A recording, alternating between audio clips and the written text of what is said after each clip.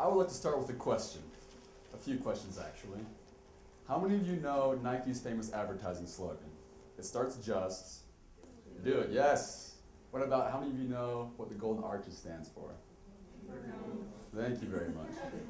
How many of you can also name off all 10 commandments? Ooh. Now, I'm not trying to condemn you or anything. I don't even know how many 10 commandments there are. But the point I'm trying to make is that advertising is quite powerful, isn't it? It also has a pretty bad reputation as well. And I think this is unfortunate. I'm an advertising major here at BYU, so of course I think it's unfortunate. But I think you should also learn to appreciate it as well, because you're surrounded by it so much every day. On television, on the internet, if any of you read the Daily Universe, it's in there as well. So today I'm going to play the Advocate of Advertising and basically explain to you some of those negative aspects of advertising, two, really the positive flip side to those negative aspects that we don't see, and three, why you specifically as BYU students, this media of advertising is essential to you. So to begin with, what are those negative aspects of advertising? Well, some say it makes us materialistic. My friend had a ski magazine I saw the cover of the other day and said, 85 things every skier needs. Now, I'm pretty sure you don't need 85 things to fall down the side of the mountain. I could be wrong, but I really don't think you do. So maybe advertising does make us more materialistic. Advertising has also been blamed for social ills, such as teenage tobacco use. Now, this ad in particular was picked out in those class action lawsuits against tobacco companies a few years back. And you look at it, and perhaps they do have a point. I mean, they probably aren't going for the 75-plus audience with this ad, are they? It's a cartoon, so maybe there's a point there as well. So in light of these things, what positive aspects do exist to advertising? Well, let's look first at that materialism accusation. Sure, it does make us spend more, but advertising, by spending $148.99 billion last year, contributed to the economy. It created jobs, and in so doing, helped perform one of the basic functions of a free market economy. Our economy is huge. It's this giant machine, and advertising is one of the cogs that makes it work. Why is that? We are consumers, and we need information about products. Otherwise, a free market economy cannot function.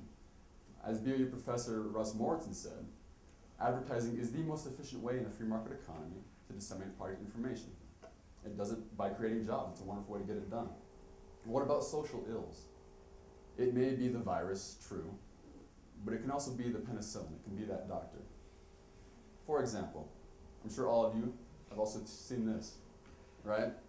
Don't burn down the forest. Stop me from burning down my house when I was a kid. This campaign is also famous. A mind is a terrible thing to waste.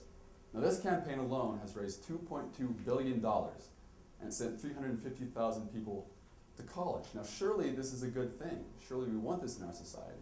So advertising can't be all bad, can it? If you look at it, you see it really is a neutral medium. It's really the advertiser that determines whether it's good or bad.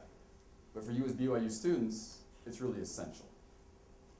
Why is it essential to you? Well, as BYU students, 97% of you are also LDS.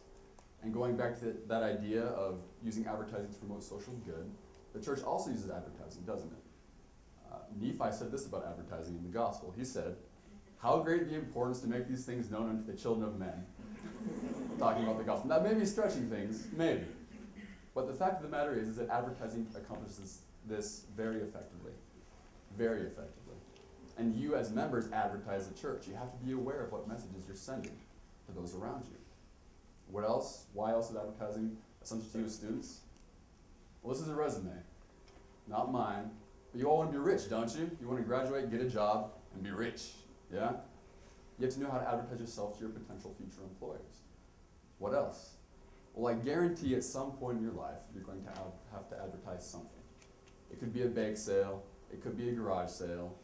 It could be the fact that your kid is getting the Airwolf Light Award in Cub Scouts. I can't remember what that is exactly. I never got it, obviously. But you're going to have to use advertising to your advantage. It's a powerful tool. So what you need to do is this. Pay attention to good advertising. See what it does and see how it does it. Then use that to your advantage. With that bad advertising, well, right into those companies. They want your money and they'll respond. Promise you that. Because we can see from that example at the beginning that advertising is a very powerful medium. We all remember what Nike wants us to do, but have a very hard time remembering what it is that God has told us we shall and we shall not do. Thank you.